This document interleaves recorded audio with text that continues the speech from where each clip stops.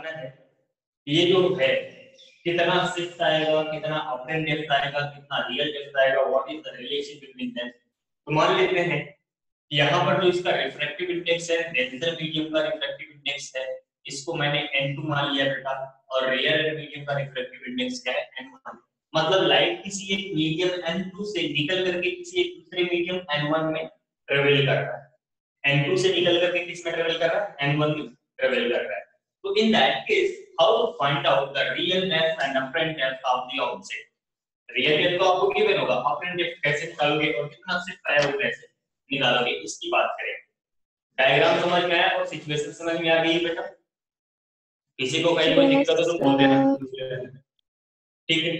चलिए अब हम बात करते हैं कि how to find out the apparent depth. OP इसका रियल डेप्थ है और पीआई इसका क्या है बेटा, अपरेंट डेप्थ। अच्छा एक और चीज आप ध्यान रखना, ये अभी मैंने इतनी डिस्टेंस पर ओक्यू को थोड़ा डिस्टेंस पर दिखाया है, तो ये रिफ्रैक्ट होकर यहाँ आया। इसका मतलब ये है कि इस ऑब्जेक्ट से निकलने वाली कोई भी रे कहीं से भी रिफ्लेक्ट होगी, कहीं से भी, चाहे इसके बिल्कुल पास से चाहे बहुत दूर से। आफ्टर रिफ्रैक्शन जब उसको आप पीछे एक्सटेंड करोगे तो कहां पर इंटरसेक्ट करेगा बेटा, इसी पॉइंट पर, आई पॉइंट पर आकर के इंटरसेक्ट करेगा। तो ये इमेज डिस्टेंस, मतलब ये आप जो ऑब्जेक्ट की डिस्टेंस ले रहे हो, ये जो जिस पॉइंट पर आप रिफ्रैक्शन करा रहे हो, इस पॉइंट को आप इसके बहुत पास में भी ले सकते हो और इससे बहुत डिस्टेंस पर भी ले सकते हो, ठीक है। तो चलिए देखते हैं कैसे होगा ये। अगर मैं यहाँ इस पॉइंट क्यू की बात करूं, at point Q, at point Q, point Q की अगर हम बात करें बेटा, according to Snell law what you will write down, sin I by sin R is equals to 2 and 1। क्या मैंने सही लिखा है बेटा? क्या सही लिखा हुआ है?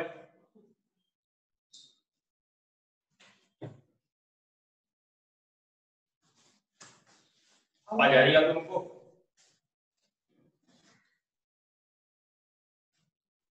बेटा आवाज आ रही? Yes sir. तो ये जो मैंने यहाँ पर पॉइंट्स लिखे हैं, sin I by sin R equals to 2 and 1, क्या ये सही लिखा हुआ है?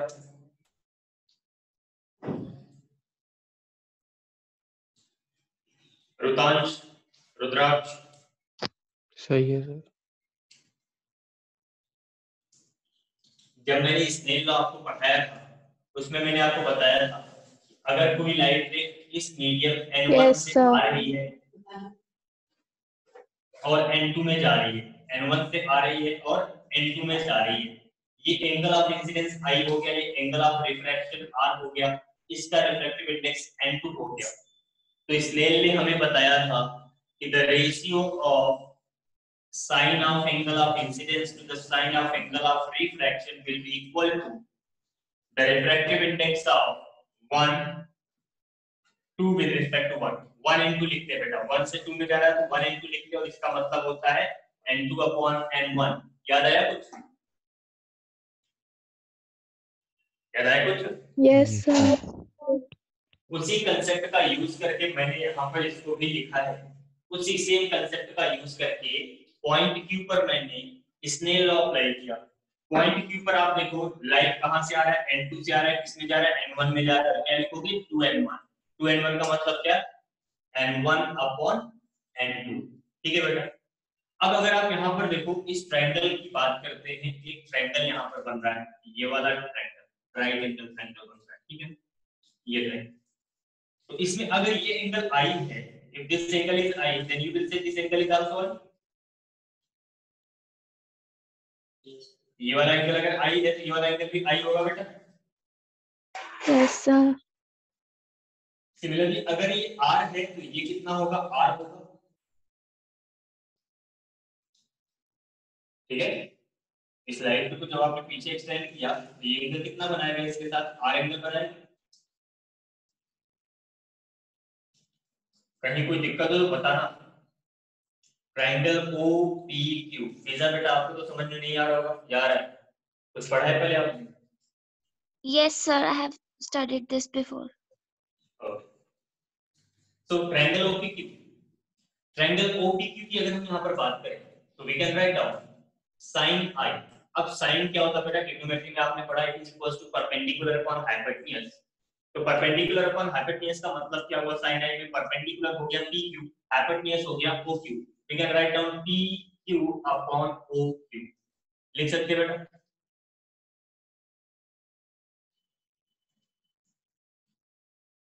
बोलो समझ आ रहा है? Yes, sir. Yes, sir. Triangle IPQ, triangle IPQ देते हैं और यहां पर लिखेंगे sin r is equals to pq upon iq। So you will get the values of sin i and sin r। इसको आप उठाओ और स्नेल लॉ में पुट करो।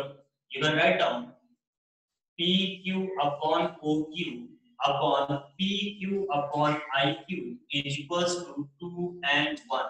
pq से pq cancel, you will get iq upon oq is equals to 2 and 1।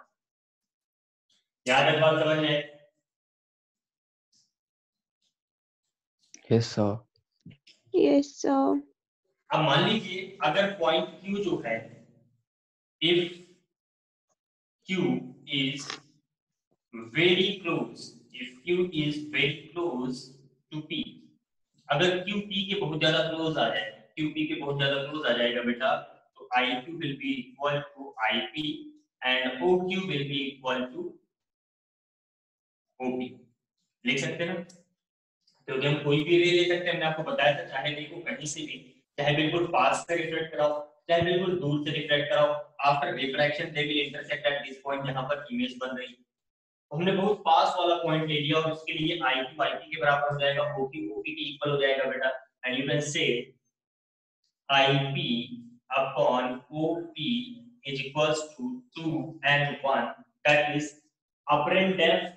ip क्या है बेटा, apparent depth जो आपकी आंखों को दिखाई पड़ रहा है, upon real depth, real depth जो एक्चुअल डेप्थ है, रियल थिकनेस है, इज इक्वल्स टू 2 and 1।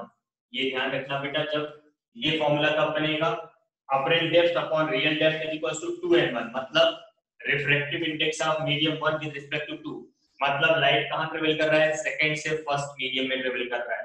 ठीक है ना? तो इस बात को आपको ध्यान रखना है। बोलो सिचुएशन समझ में आई? कहीं कोई दिक्कत हो तो बताओ। Everybody got it? Yes, sir. Yes, sir. ठीक है, तो ये रियल और अपरेंट डेप्थ की बात हो गई, जल्दी से नोट करो, फिर हम इसके शिफ्ट की बात कर लेते हैं, कितना शिफ्ट होगा, फिर इसमें क्वेश्चन लेते हैं।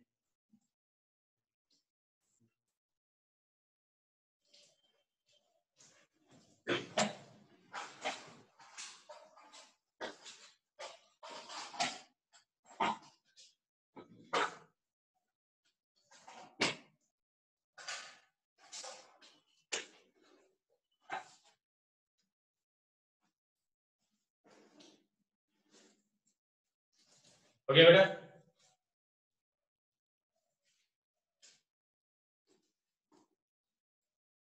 कर लिया? आज तुम बड़े सुस्त लग रहे हो भाई, क्या हो गया? Yes, sir. कर लिया.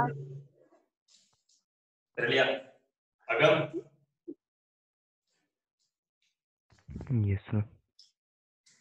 क्या हुआ, नींद आ रही क्या? No, sir. नींद आ रही क्या? No, sir. कौन कौन है? आज शेफल नहीं आई।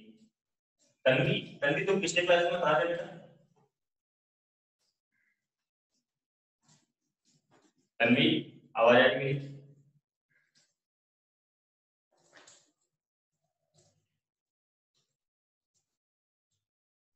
तन्वी, आपको मेरी आवाज आ रही है?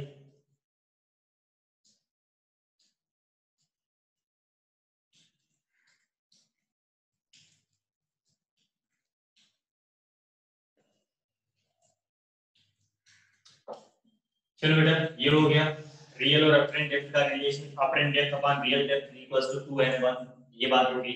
अब हमें ये पता लगाना है कि व्हाट इज द शिफ्ट, ये जो ऑब्जेक्ट है, इस ऑब्जेक्ट से कितना ऊपर आपको इमेज दिखाई पड़ेगा, you have to find out the value of d। तो इसको निकालने के लिए क्या करना है, जो हमारे पास ये रिलेशन बना है, I am going to use this one, ip upon op equals to 2 and 1। तो ip को आप क्या लिख सकते हो बेटा, आप लिख सकते हो op minus oi। क्या लिख सकता हूं? ये जो ip है, इस आईपी को लिखेंगे ओपी माइनस ओआई, लिख सकते हैं बेटा? Yes, sir. इसको लिखते हैं और देखते हैं क्या फॉर्मूला बनता है। अपरेंट डेफ जिसको हमने लिखा आईपी, तो IP will be written as OP minus OI upon OP is equals to 2 and 1। इसको अगर हम सेपरेट आउट करें तो 1 माइनस डी अपॉन टी लिख सकते हो बेटा आप इसको, इज इक्वल्स टू 2 and 1 लिख सकते हो ना?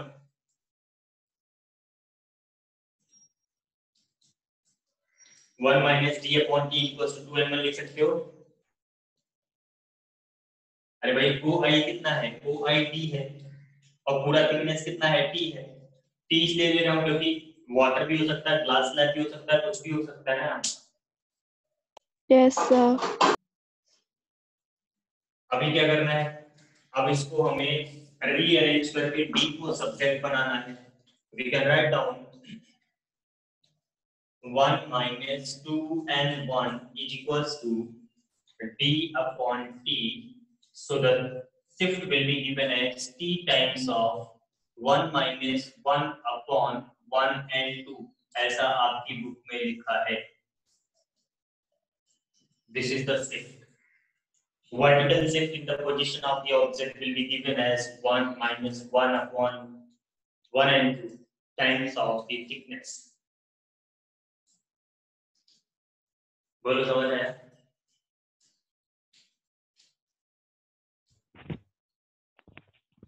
समझ आया बेटा?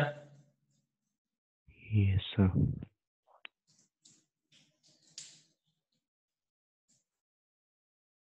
सोच लो, आंसर करना पड़ेगा आपको इसके बाद क्वेश्चन का। अभी तक यहाँ पर जो भी दिक्कत हो पूछ सकते हो आप। Sir, could you please explain this one again, once again? This one? Yes, sir. Okay. We have to find out the shift. Means at what, up to what height this object will be seen if you are going to see it from the rarer medium. If object is placed in the denser medium and you are seeing it from the rarer medium, then up to what height the position of object will shift. Means you want to find out the d. What is the shift in the object position? And we have find out that the relation between the apparent depth and the real depth. Apparent depth upon real depth, it is given as 2 and 1 according to the Snell law. Snell law का use किया और हमने ये relation find out किया। Means apparent depth और real depth का जो ratio होगा वो 2 and 1 के इक्वल होगा। और इसमें आपको ये ध्यान रखना है कि the ray is going from 2 to 1। Means apparent depth upon real depth is equals to 2 and 1। रे इज गोइंग फ्रॉम 2 to 1, इसको ध्यान रखना। After that, this apparent depth which is here pi and this real depth which is here OP. So pi can be written as OP minus OI. From this diagram you can see pi can be written as PO minus OI. पूरे PO में से OI को minus कर दो, ये बच जाएगा, जो आपको चाहिए वो आपको मिल जाएगा। ठीक है, तो मैंने उसको लिखा OP minus OI upon OP and then separate out किया OP upon OP minus OI upon OP। तो OP upon OP 1 हो गया बेटा, और जो OI था वो स्मॉल d था, उसको स्मॉल d लिखा, जो OP था वो t था, उसको t लिखा, तो 1 minus d upon t equals to 2 and 1 आ गया। अब इसको उधर ले गए, इसको इधर ले आए, तो 1 minus 2 and 1 is equals to d upon t। और प्रीवियस क्लासेस में मैंने आपको एक्सप्लेन किया था 2 and 1 can be written as 1 upon 1 and 2, याद है? Yes, sir. So 2 and 1 को मैंने लिख दिया 1 upon 1 and 2 and finally आपको मिल गया कि the shift is 3 times of 1 minus 1 upon 1 and 2। समझ आया? Yes, sir. Thank you, sir. So let's move to the questions. Question देखते हैं।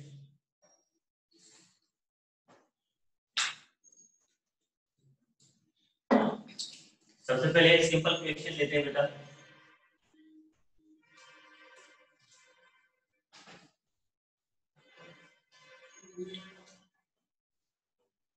मान लीजिए कोई एक लेक है और इस लेक के अंदर कोई एक फिश है।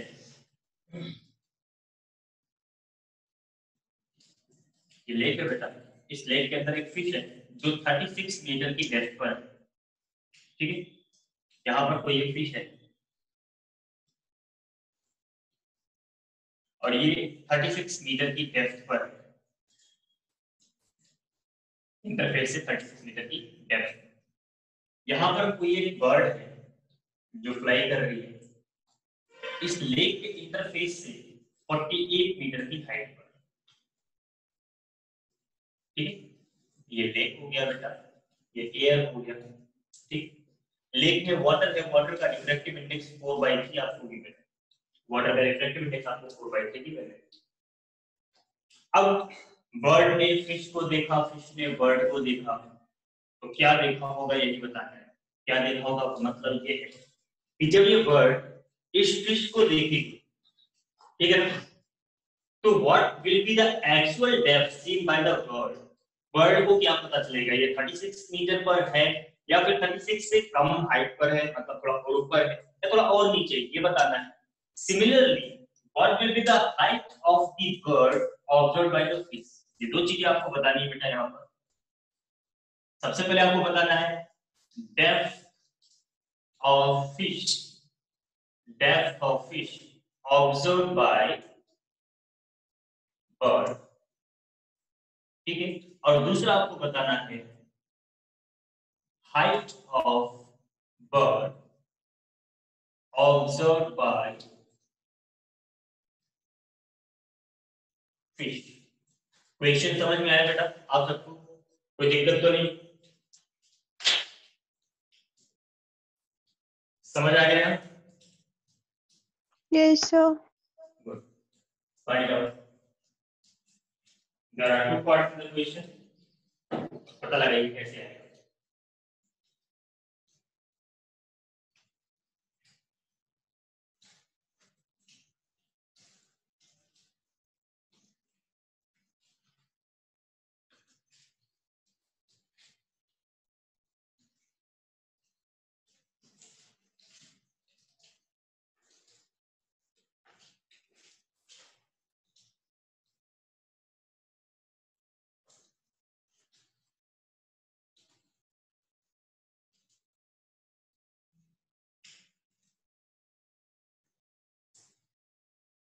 कल बिंदु पर एक ना पेपर लगा उसका रिफ्लेक्शन आया बेटा। किसका आंसर है? फर्स्ट पार्ट का आंसर है भव्या।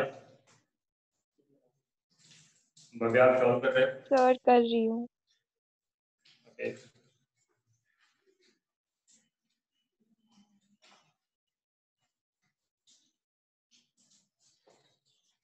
गुरलीन बेटा, मेधावी, राघव, सर मैं कर रही राघव हूँ। राज, Yes, sir. सॉल्व कर रहे हो? Yes, sir.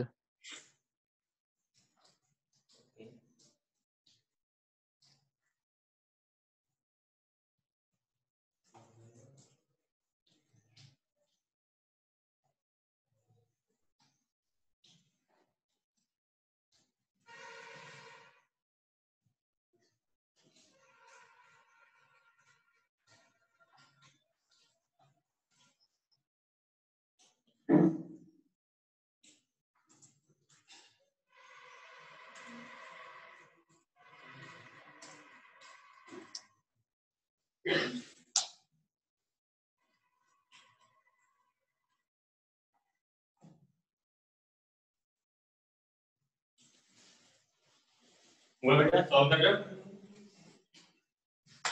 आया आंसर कुछ? So not sure about the answer of one is 48. 48. Sad. Okay. Okay, let me check.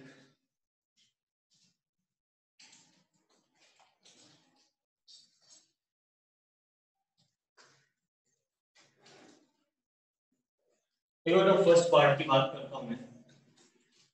First part में क्या है? फर्स्ट पार्ट में आपसे बोला गया depth of fish observed bye the bird. ये बर्ड ऊपर फ्लाई कर रही है, बर्ड ने इस फिश को देखा है ऊपर से इस लेग के अंदर। So what will be the actual तो आपको गिवन है, what will be the apparent depth for the bird. Bird के लिए इस फिश का अपरेंट डेप्थ क्या होगा? तो सबसे पहले देखो, अभी कुछ देर पहले आपने फॉर्मूला पढ़ा, कुछ देर पहले आपने फॉर्मूला पढ़ा बेटा। कि जो रियल डेप्थ होता है, रियल डेप्थ या सॉरी ऊपर अपरेंट डेप्थ था, apparent depth upon real depth, apparent depth upon real depth, it is equals to 2 and 1। अभी कुछ देर पहले आपने ये फॉर्मूला पढ़ा था, apparent depth upon real depth is equals to 2 and 1, याद है ना? Yes, sir. You are going to find out the apparent depth। आपको चाहिए अपरेंट डेप्थ कितना है, मतलब उस बर्ड को, उस फिश की हाइट कितनी दिखाई पड़ेगी। और ध्यान रहे आपने सारा मेजरमेंट इंटरफेस से किया था, एक्सक्लूडिंग दिस वन। बर्ड की हाइट को छोड़ करके ये जो फिश है वो इंटरफेस से कितना नीचे है, that was the real depth. Means यहां पर रियल डेप्थ 36 मीटर है बेटा, ठीक है ना। और अपरेंट डेप्थ जो यहाँ पर इसको दिखाई पड़ेगा, ऑब्वियसली इसको थोड़ा ऊपर दिखाई पड़ेगा। क्यों दिखाई पड़ेगा? Because air is optically rare medium in comparison to the water. Water is optically denser and air is optically rare, so when you will see any object from the rare medium to the denser medium, the real depth will decrease। मतलब जो apparent depth आएगी बेटा वो real depth से कम आएगी। so that apparent depth can be obtained by using 2 and 1, 2 and 1, जिससे ये बोला जाता है कि लाइट जो है वो सेकंड से फर्स्ट पीरियड में जा रही है। so 2 and 1 into real depth, ठीक है बेटा, रियल डेप्थ। तो अब ये 2 and 1 का मतलब क्या हुआ? 2 and 1 का मतलब हो गया कि n1 upon n2, n1 upon n2। आप इसको लिख दो n1 upon n2 into real depth कितना बेटा 36। n1 हो गया 1, n2 हो गया 4/3 into 36, तो यह आ गया 3 upon 4 into 36, कितना आ रहा है बेटा 27। so the apparent height of the fish, sorry apparent height नहीं बेटा, apparent depth of the fish will be 27 meter below from the interface, 27 meter below from the interface। means actual में fish कहां है बेटा 36 मीटर की depth पर है, but उसको दिखेगा कहां पर 27 मीटर की डेप्थ पर दिखेगा। बोलो ये समझ आया बेटा? Yes, sir. सबको समझ आया? Yes, अगर ऐसा sir. है then for the bird, for bird के लिए आप क्या लिखोगे बेटा, it will be 27 plus 48, क्योंकि 48 मीटर की हाइट पर बर्ड भी है, so final answer will be 75 metre. तो रियल में इस बर्ड की अगर बात किया जाए, अगर मैं ऑब्जर्व कर रहा हूं बाहर से, तो मुझे पता है 36 मीटर की डेप्थ पर फिश है, 48 मीटर की हाइट पर बर्ड है, तो इन दोनों के बीच का जो रियल डिस्टेंस है वो कितना है 48 plus 36। But because of the refraction of the light, this 36 will appear as a 27 for the bird, so that's why the apparent depth of the bird and the fish will be 48 plus 27। बोलो बेटा समझ आया? Sir Yes, sir. मैंने indicator को change नहीं किया था बेटा, उसको देखो कैलकुलेशन मिस्टेक नहीं होनी चाहिए, बाकी आपका कांसेप्ट क्लियर होना चाहिए। आई होप दैट आप सबको समझ आया। समझ आया क्या बेटा? Yes, sir. देन जल्दी से second part Yes, answer sir. बताइए। सीधा बेटा आप भी बताइए, सॉल्व करिए। अब ध्यान दे, देखो यहाँ पर क्या था, ये रेयर में था, रेयर में ऑब्जर्वर था, डेंसर में ऑब्जेक्ट था, तो ऊपर दिखाई पड़ा। अब ये फिश ऑब्जर्वर है और ये बर्ड ऑब्जेक्ट है बेटा, मतलब अब आप डेंसर से रेयर में देख रहे हो तो ऑब्वियसली ये पास नहीं आएगा बल्कि दूर जाएगा और हाइट पर जाएगा, तो ये ध्यान रखना। फाइंड आउट, जल्दी पता लगाओ।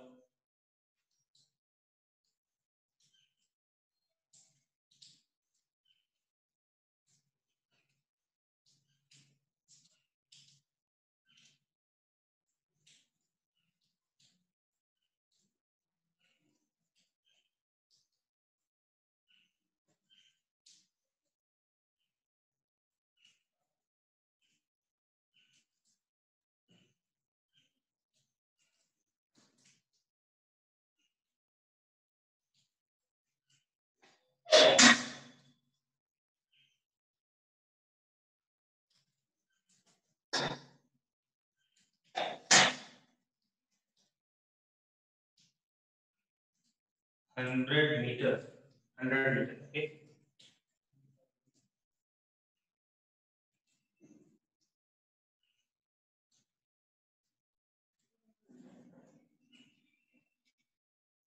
यस, बिल्कुल सही आंसर है। 100 metre is the correct answer.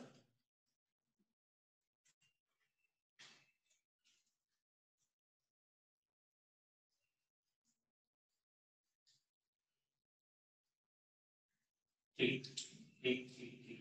Second का आंसर बिल्कुल परफेक्ट है बेटा। इसमें आपको क्या लिखना था? Real depth upon apparent depth is equal to 1 and 2। यहां पर आपको लिखना था 1 and 2। ठीक है, अगर आप यहां पर लिखोगे, जब ये फिश जो हमारी है वो कहां है? लेक में है, और बर्ड कहां है? एयर में। तो आप लिखोगे apparent depth upon real depth is equal to 1 and 2, क्योंकि अब डायरेक्शन बदल गया। तो इसको आप लिखोगे 1 and 2। So the finally it will be given as n2 upon n1 into real depth, which is 48 here, and now solve it। अब इसको आप सॉल्व करिए। n2 कितना है? 4/3, n1 है 1, 48, 64 मीटर आया बेटा अपरेंट डेप्थ। मतलब जब बर्ड देखेगा, फिश देखेगा बर्ड को, तो उसको दिखाई पड़ेगा 64 मीटर। तो एक्चुअल में क्या हो जाएगा? For fish you will see, for fish it becomes 64 plus 36 plus 64, that is 100।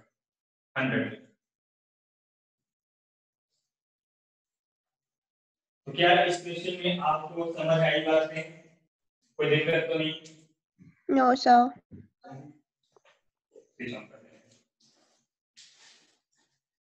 ठीक है बेटा, सबको समझ आ गया? Yes, Yes, sir. sir. ठीक है, नेक्स्ट क्वेश्चन, अगले क्वेश्चन की तरफ चलते हैं।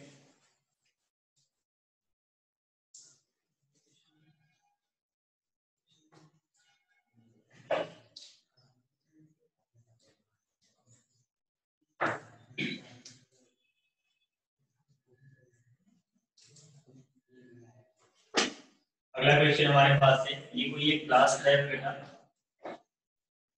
ये कोई एक क्लास लैब है।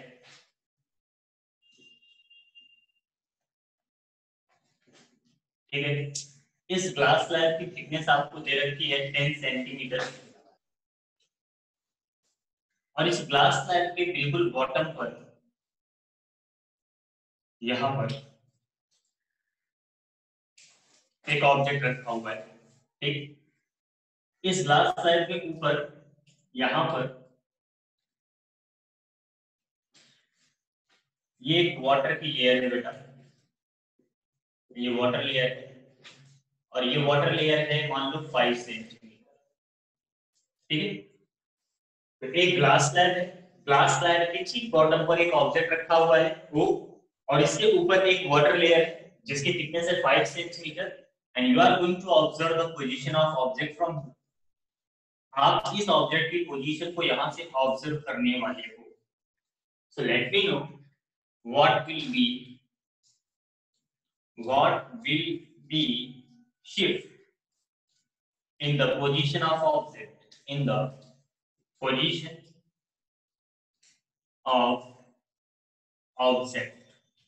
आपको गिवन है refractive index of water is 4/3 and refractive index of glass it is 3/2। ये आपको दिख रहा है। चलो बेटा फाइंड आउट करो, what will be the shift in the position of the object.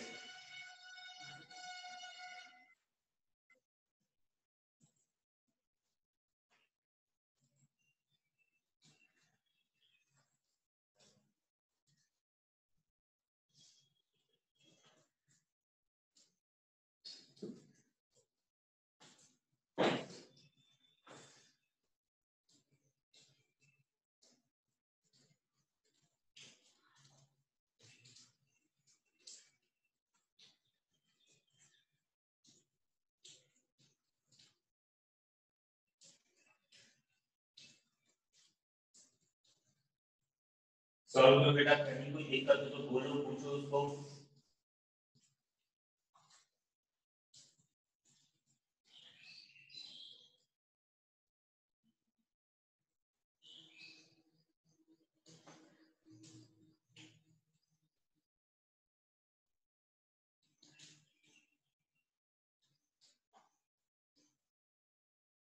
Sir. आपने एनजी की वैल्यू क्या लिखी है? 3/2। Yes sir. अनमोल बेटा आप कहाँ से आपको लेट है? एनजी की वैल्यू है 3/2। अनमोल आप अपनी क्लास के बाद आए? लेट हो गया सर।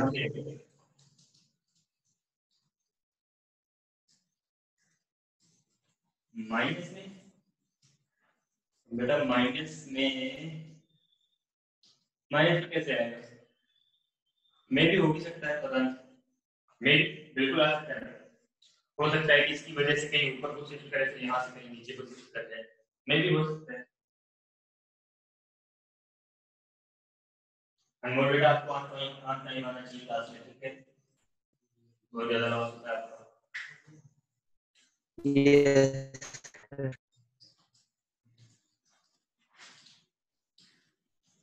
टीचर बेटा एक बात आंसर आपको आया? मुरली व्हाट आर यू? आपका पूरा आंसर नहीं आ रहा है? Yes, sir. मेधावी ना कम्युनिकेट कर रहे हो, ना कि आपके आंसर आ रहे हैं। आपको समझ आ रही बातें?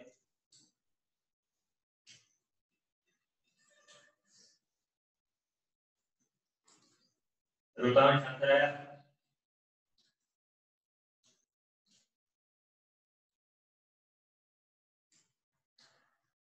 रुतांश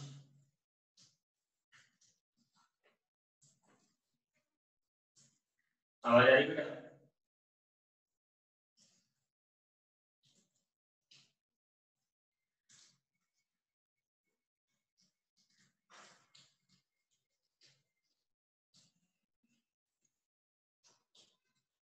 चलिए ये क्वेश्चन मैं बताता हूँ आपको कैसे करना है। देखो जब क्या होता है बेटा, जब दो स्लैब आ जाए, जैसे एक स्लैब ये हो गया, एक स्लैब ये हो गया, तो ओवरऑल जो शिफ्ट होता है ना, ओवरऑल जो शिफ्ट आएगा, that will be equal to the shift produced by this slab plus this slab। दोनों स्लैब मिल करके इस ऑब्जेक्ट की पोजीशन को शिफ्ट करेंगे। तो इस स्लैब की शिफ्ट प्लस इस स्लैब की शिफ्ट, दोनों को ऐड कर दोगे, टोटल शिफ्ट आपको मिल जाएगा, ठीक है? तो पहले थोड़ी देर के लिए भूल जाओ कि यहाँ पर कोई एक वाटर सरफेस है। जरा तो अभी जो बर्ड फ्लाई कर रही थी वो सरफेस से 48 मीटर की हाइट पर थी, ठीक है? लेकिन जब आपने शिफ्ट निकालने की बात करी तो आपने इंटरफेस के नीचे कितनी डिस्टेंस पर ऑब्जेक्ट है केवल इससे मतलब रखा, उसके ऊपर क्या है उसके बारे में नहीं सोचा। तो ऐसे ही थोड़ी देर के आप यहाँ पर भी सोचो, ये वाटर नहीं है, सिर्फ ग्लास स्लैब है और ये हमारी आईज यहाँ पर है और हमारी आईज को ये कहाँ पर दिखाई पड़ रहा है with respect to this point, ठीक है? इस 10 सेंटीमीटर की डिस्टेंस। तो ऐसा अगर करना है बेटा तो क्या करेंगे, सबसे पहले हम यहाँ पर निकालेंगे शिफ्ट प्रोड्यूस्ड बाय इसकी वजह से बेटा ग्लास स्लैब। सबसे पहले ग्लास स्लैब का निकाल लेते हैं। अब शिफ्ट वाला मैं डायरेक्ट फॉर्मूला लगा सकता हूं, आप चाहो तो अपरेंट डेप्थ निकालो और फिर उसको रियल डेप्थ में माइनस कर लो। The process is same. तो shift produced by the glass slab, what is the shift produced by the glass slab? हमने उसको लिख दिया बेटा d1।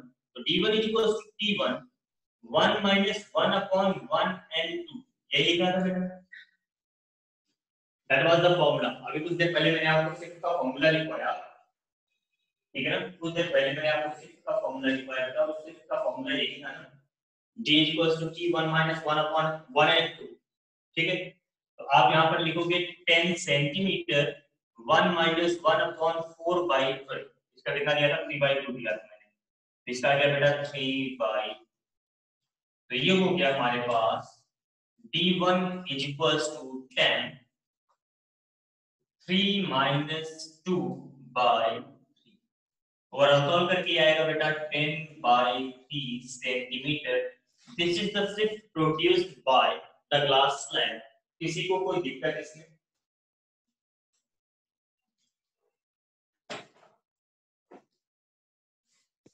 No sir. ठीक है, अब थोड़ी देर के आप ये भूल जाओ ये ग्लास स्लैब है। यहाँ पर आप ये सोचो सिर्फ वाटर फिल्म है 5 सेंटीमीटर थिकनेस की, डजंट मैटर कि ये ऑब्जेक्ट इसके बॉटम पर रखा हुआ है या फिर इससे नीचे रखा हुआ है, क्या फर्क पड़ता है? तो एयर ही हो गया ना। तो थोड़ी देर के लिए ग्लास स्लैब को भूल जाओ, तो आपका ऑब्जेक्ट कहां पर होगा? यहाँ पर कहीं पर होगा बेटा। आप एज्यूम करोगे कि आपका ऑब्जेक्ट यहाँ कहीं रखा हुआ है। अगर हमारा ऑब्जेक्ट यहाँ कहीं रखा हुआ है, इन that case you will write down the shift produced by water surface या वाटर लेयर। तो वाटर लेयर ने जो शिफ्ट प्रोड्यूस किया है, you will write down that is d2 is equals to t2 1 minus 1 upon 1 n2। तो बेटा ये कितना हो गया, d2 is equals to t2 कितना है 5 सेंटीमीटर है, 5 लिखा, 1 minus 1 upon इसका हो गया 4/8। तो 5 into 3 ऊपर पहुंच जाएगा बेटा, 4 minus 3 upon 4, तो 5/4 सेंटीमीटर। सो टोटल शिफ्ट कितना हो गया बेटा, टोटल शिफ्ट हो गया 10/3 प्लस 5/4, 12 हो गया LCM 40 plus 50, 65/12 centimetre, 5.4 centimetre. 5.4 centimetre is the shift in the position of the object। बोलो बेटा समझ आ रहा है? Yes, sir. Yes, sir. Clear है बातें? Yes, sir.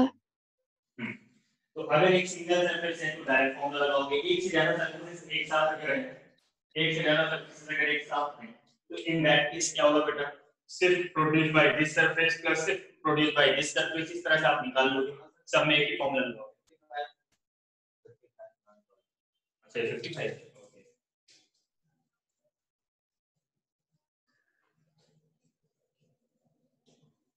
फिर ये चेंज हो जाएगा,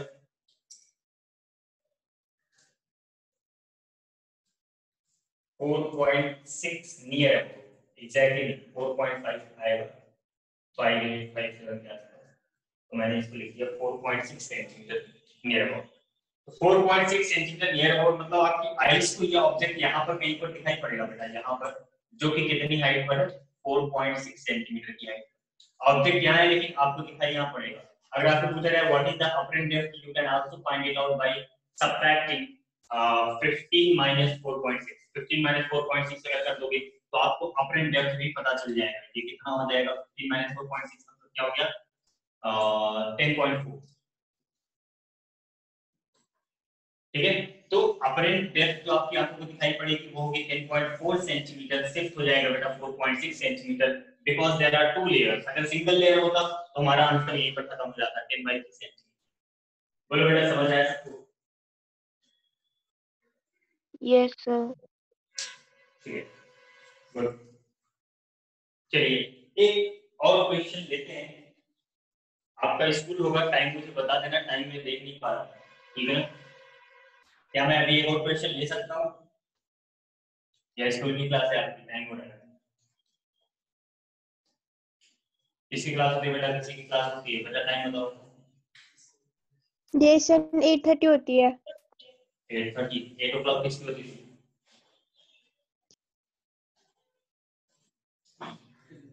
8 o'clock होती है किसी की, रुद्रांश या रुद्राक्ष किसका?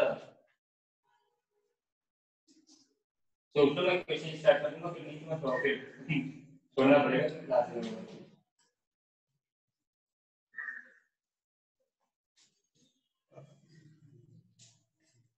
चलो मैं क्वेश्चन लिखता हूँ।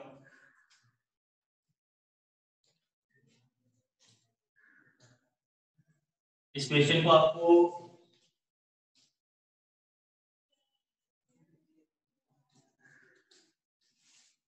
सॉल्व करके आना है। इस क्वेश्चन को आपको सॉल्व करके आना है बेटा। देखो यहाँ पर एक ग्लास स्लैब है और इस ग्लास स्लैब का जो थिकनेस है वो मैं आपको बता देता हूँ कितना है। इस ग्लास स्लैब का थिकनेस है बेटा 5 सेंटीमीटर, ठीक है। और इसका एक सरफेस पॉलिश्ड है, ये वाला सरफेस है बेटा पॉलिश्ड, ठीक है ना। और इसका रिफ्रैक्टिव इंडेक्स आपको दिया गया है 4/3। इस सरफेस के ठीक सामने यहाँ पर एक पॉइंट ऑब्जेक्ट रखा हुआ है बेटा, कितनी 36 सेंटीमीटर की डिस्टेंस। आपको बताना है find out position of final